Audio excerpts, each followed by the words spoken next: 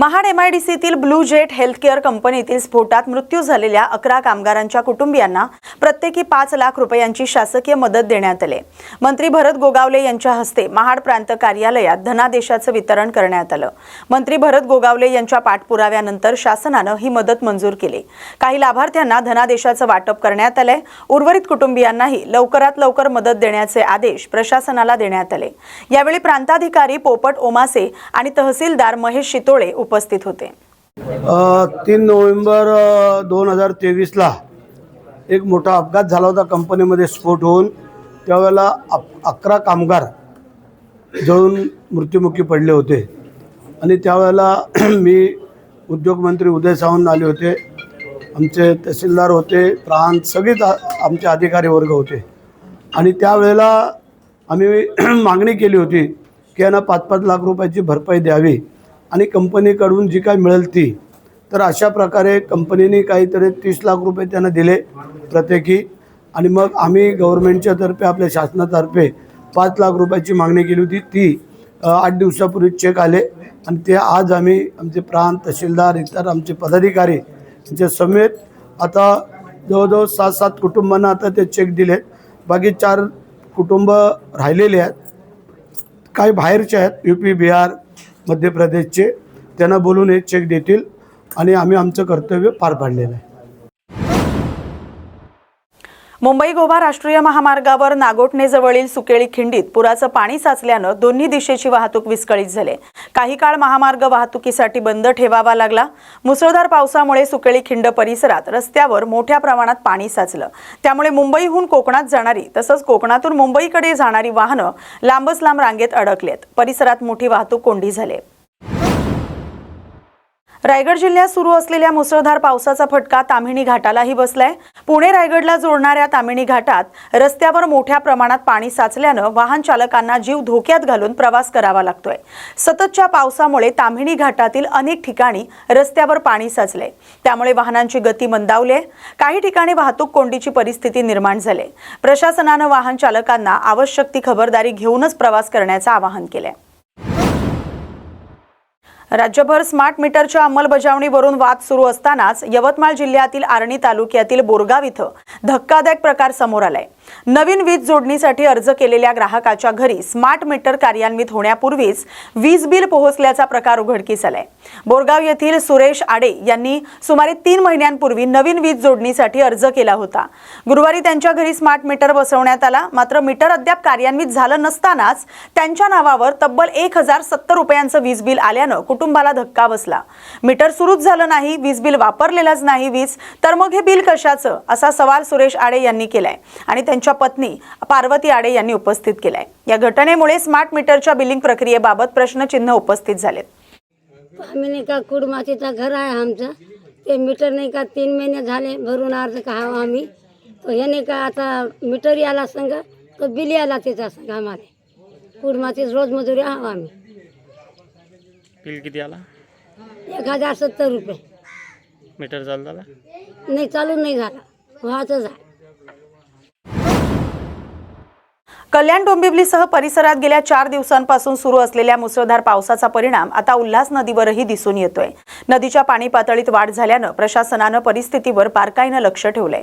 नदीकाठी राहणाऱ्या नागरिकांना सतर्क राहण्याच्या सूचना देण्यात आल्यात। सखल भागामध्ये पाणी साचल्याने नागरिकांनी आवश्यक ती खबरदारी घ्यावी असं आवाहन प्रशासनाकडून करण्यात आलंय। बदलापूर पश्चिमेतील गौरी हॉल परिसरात नाल्यालगतचा रस्ता अचानक खचल्याची धक्कादायक घटना घडली। सुदैवाने या घटनेत कोणतीही जीवितहानी झाली नसून मोठी दुर्घटना टळली। विशेष म्हणजे याच ठिकाणी मागील वर्षी लाखो रुपये खर्च करून सिमेंटची सुरक्षा भिंत उभारण्यात आली होती, मात्र सुरक्षा भिंत अस्तित्वात असतानाही शेजारचा रस्ता खचल्याने कामाच्या दर्जावर गंभीर प्रश्नचिन्ह निर्माण झालेत। या घटनेमुळे परिसरातील नागरिकांमध्ये भीतीचं वातावरण आहे। नाल्यालगतच्या रस्त्याच्या सुरक्षिततेचा मुद्दा पुन्हा एकदा ऐरणीवर आलाय।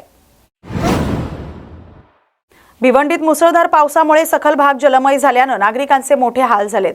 मात्र या परिस्थितीत स्पायडरमॅनच्या वेशात आलेल्या एका तरुणानं नागरिकांच्या मदतीसाठी पुढाकार घेतलाय। रस्त्यावरील कचरा साफ करत पाण्याचा निचरा करून दिलाय। नागरिकांना सुरक्षितपणे रस्ता ओलांडण्यास मदत केली आणि लहान मुलांचं मनोरंजनही केलंय। या अनोख्या स्पायडरमॅनचा व्हिडिओ आता सोशल मीडियावर मोठ्या प्रमाणात व्हायरल होतोय। मुसळधार पावसानंतर भिवंडीतील छत्रपती शिवाजी महाराज चौक, 3 बत्ती, भाजी मार्केटसह अनेक सखल भागांमध्ये गुडघाभर पाणी साचलं होतं. ड्रेनेज लाईनमध्ये कचरा अडकल्यानं पाण्याचा निचरा होत नव्हता. याच वेळी स्पायडरमॅनचा पोशाख घातलेल्या एका तरुणानं पाण्यात उतरून हातानं कचरा काढत नाले मोकळे केले. तसंच पाण्यातून जाणाऱ्या नागरिकांना आणि वाहन चालकांना त्यांनी मदत केली. रायगड जिल्ह्यातील कर्जत शहरासह परिसरात मुसळधार पावसानं जोरदार हजेरी लावली आहे. सततच्या पावसामुळे नद्या नाले दुथडी भरून वाहत असून अनेक लहान मोठे पूल पाण्याखाली गेलेत. त्यामुळे काही गावांचा संपर्क तात्पुरता विस्कळीत झालाय. प्रशासनानं नागरिकांना सतर्क राहण्याचं आवाहन केलंय. कर्जत शहर आणि तालुक्यात शनिवारी झालेल्या मुसळधार पावसामुळे जनजीवनावर परिणाम झालाय. पावसाच्या पाण्यामुळे नद्या आणि ओढ्यांचा पाणी पातळीत मोठी वाढ झाली. अनेक पूल पाण्याखाली गेलेत. काही ठिकाणी वाहतुकीवर परिणाम झालाय. नागरिकांनी पूरग्रस्त पुलावरून प्रवास टाळावा असं आवाहन प्रशासनाकडून करण्यात आलंय. रत्नागिरी जिल्ह्यातील मंडणगड तालुक्यात मुसळधार पावसामुळे तुळशी घाट आणि मंडणगड बाणकोट मार्गावर दरडी कोसळल्यानं वाहतूक पूर्णपणे विस्कळीत झाली. तुळशी घाटातील दोन्ही बाजूंची वाहतूक बंद करण्यात आली.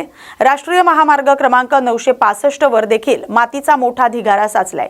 सार्वजनिक बांधकाम विभाग आणि प्रशासनाकडून जेसीबीच्या सहाय्यानं रस्ता मोकळा करण्याचं काम युद्ध पातळीवर सुरू आहे. सुरक्षितता सुनिश्चित झाल्यानंतरच वाहतूक पूर्ववत करण्यात येणार आहे. दरम्यान संततधार पावसामुळे डोंगराळ भागात आणखी दरडी कोसळण्याची शक्यता लक्षात घेता नागरिकांना अनावश्यक प्रवास टाळण्याचं आवाहन करण्यात आले. नाशिकमध्ये आयोजित वृक्षारोपण कार्यक्रमानंतर मंत्री गिरीश महाजन यांनी विविध राजकीय आणि प्रशासकीय मुद्द्यांवर भाष्य केलं. ग्रीन मान्सून हरित नाशिक या अभियानांतर्गत लाखो वृक्ष लागवडीचा संकल्प करण्यात आलाय. संपूर्ण शहराला हरित बनवण्याचा प्रयत्न सुरू असल्याचं त्यांनी सांगितलंय. कुंभमेळ्याच्या पार्श्वभूमीवर सुरू असलेल्या विकास कामांमुळे नागरिकांना तात्पुरता त्रास होत असला तरी भविष्यासाठी ही कामं अत्यंत महत्त्वाची असल्याचं सांगत त्यांनी नाशिककरांची पुन्हा एकदा माफी मागितली आहे. उद्धव ठाकरे यांच्या पक्षातील घडामोडी, रामरक्षा आंदोलन, संजय राऊत आणि सचिन आहेर यांच्या टीकेलाही त्यांनी प्रत्युत्तर दिले. रोहित पवार यांच्या वक्तव्यावर बोलताना त्यांना आधीच कारवाईचे चाहूल लागले. चुकीचं काम केलं असेल तर निश्चित कारवाई होईल असा दावा त्यांनी केलाय. अंतर्गत वृक्षारोपणाचे कार्यक्रम आपण सुरू केलेला आहे. मोठा प्रतिसाद नाशिककरांचा मिळतो. लोकप्रतिनिधी देखील त्या ठिकाणी उन्नत नाशिक अभियान आपण या ठिकाणी सुरू केलेलं आहे. महापालिकेने त्याची सुरुवात या ठिकाणी केलेली आहे आणि सर्व नाशिककरांचा सहभाग या कार्यक्रमामध्ये या ठिकाणी आहे. आपण ठरवलेलं आहे की स्वच्छ नाशिक, सुंदर नाशिक, हरित नाशिक, सुरक्षित नाशिक या ठिकाणी आपल्याला करायचं आहे. आणि त्यातलाच हा एक आजचा हा रविवारचा कार्यक्रम. गेल्या रविवारी आपणही बघितलं, आपण जवळपास 5000 वृक्ष लावली होती. आता आज सुद्धा 5000 वृक्ष लावण्याचा संकल्प आपला या ठिकाणी आहे. आणि आपण वलराईमध्ये आलेलो आहे की फॉरेस्ट डिपार्टमेंटचा हा डेपो या ठिकाणी आहे. त्यांची जागा आहे, जवळपास 125 एकर जागा आहे. आणि आपण बघतायत सगळं अतिशय दाट फॉरेस्ट आहे. पण ही जी झाडं यात दिसत आहेत ती विदेशी आहेत, सुरुवातीपासूनची आहेत आणि ती हळूहळू आता कमी होत चाललेली आहे. म्हणून आपण बघितलं असेल की इथे जवळपास 75% झाडं ही देशी प्रजाती झालेली आहे. वड आहे, पिंपळ आहे, लिंब आहे, असे अनेक प्रकारचे जे उपयुक्त असे झाडं आहेत. पशुपक्ष्यांनाही आपल्यालाही ऑक्सिजनसाठी अशी झाडं म्हणजे शेखर गायकवाड जे खूप मोठं त्यांचं काम या क्षेत्रामध्ये झाडं लावण्यामध्ये आहे, वाढवण्यामध्ये. काल आपण मागच्या वेळी रविवारी मागच्या आपण फाशीच्या डोंगरवर त्या ठिकाणी गेलो होतो. तिथे आपण बघितलं असेल त्यांनी म्हणजे एक ध्येयवेडा माणूस की फक्त मला झाडं लावायची, झाडं जगवायची आणि पूर्ण वेळ ते आपल्या या कामासाठी वर्षानुवर्ष या ठिकाणी देत आहेत. आणि आपण बघितलं असेल की या ठिकाणी सगळी झाडं आता देशी प्रजातीची उभी राहिलेली आहेत. आणि आपण संकल्प केलेला आहे की आपल्याला लाखामध्ये झाडं लावायची आहेत, हजारामध्ये नाही. आपण मागे लावलेली 15,000 झाडं आपली बघितली असेल तरी केवढी मोठी झालेली आहेत. म्हणजे 6 महिने झाले त्या झाडं लावून. आणि अशा पद्धतीने एक चांगली मोठी झाडं आणून या ठिकाणी आपण ही लावतो आहोत. आणि येत्या 3-4 वर्षामध्ये अतिशय त्याचं मोठ्या वृक्षामध्ये रूपांतर त्या ठिकाणी होईल. आणि आपण जे म्हटलेलं आपली जी संकल्पना आहे ग्रीन मान्सून आणि हरित नाशिक, यासाठी मला असं वाटतं की त्याची सुरुवात आपण केलेली आहे. आणि सर्व नाशिककर, सर्व लोकप्रतिनिधी तर आहेतच, महापौर आहे, महापालिका आहे, सर्व लोकप्रतिनिधी त्यामध्ये आहेत, सगळे नगरसेवक या ठिकाणी आहेत. सगळ्यांनी सहभाग यामध्ये नोंदवलेला आहे. मला वाटतं येणाऱ्या 4-5 वर्षामध्ये त्या नाशिक शहरामध्ये अतिशय ग्रीन नाशिक म्हणून निश्चित आपल्याला पहिल्या नंबरचा अवॉर्ड मिळायला काही हरकत राहणार नाही, अशी परिस्थिती आपण या ठिकाणी निर्माण करतोय. नाशिक जिल्ह्यातील येवला शहरात राजकीय घडामोडींना वेग आलाय. आमदार किशोर दराडे आणि कुणाल दराडे यांच्या कार्यशैलीवर नाराजी व्यक्त करत शिवसेनेचे 7 नगरसेवकांनी मंत्री छगन भुजबळ यांच्या संपर्क कार्यालयात माजी खासदार समीर भुजबळ यांची भेट घेतली. भविष्यात भुजबळ यांच्या नेतृत्वाखाली काम करण्याचे संकेत या नगरसेवकांनी दिल्याची चर्चा आहे. विधान परिषद निवडणुकीतील दराडे यांच्या पराभवानंतर येवल्यातील शिवसेनेची ताकद आणखी कमी होण्याची शक्यता व्यक्त केली जाते. दरम्यान ही बैठक महायुतीच्या नगरसेवकांची होती आणि शहराच्या विकासासाठी महायुती म्हणून सर्वजण एकत्र काम करणार असल्याचं माजी खासदार समीर भुजबळ यांनी स्पष्ट केलंय. दराडे बंधूंच्या कार्यपद्धतीबाबत नाराजी आणि विधान परिषद निवडणुकीत दाखवलेल्या अविश्वासामुळेच हे नगरसेवक भुजबळांच्या गोटात जाणार असल्याचा दावा शिवसेना उपजिल्हाप्रमुख अमोल शिंदे यांनी केलाय. नगरसेवक हे आज तुमच्या सोबत आले, ते राष्ट्रवादीत विलीन व्हायला तयार होते, मात्र वरतून शिंदे साहेबांनी काहीतरी हे केलं आणि म्हणून ते आले नाही, नाहीतर आज ते विलीन साहेबांचा आपला काही फोन झाला त्या संदर्भात. हे बघा, असं आहे की शिंदे साहेबांचं माझं बोलणं झालं. माझं एकनाथ शिंदे साहेबांशी पण बोलणं झालं, श्रीकांत शिंदे साहेबांशी पण बोलणं झालं, दादा भुसे साहेबांशी पण बोलणं झालं आणि हे आत्ताच नाही तर 1-2 महिन्याआधी पण बोलणं झालं होतं. जेव्हा विधान परिषदेची जेव्हा निवडणूक चालू होते त्या संदर्भातही बोलणं झालं होतं आणि तेव्हापासूनच आम्ही ते एकत्ररित्या कसं काम करायचं हे तेव्हापासून ती लाईन ठरली होती आणि ती जी आहे आज प्रत्यक्षात उतरली.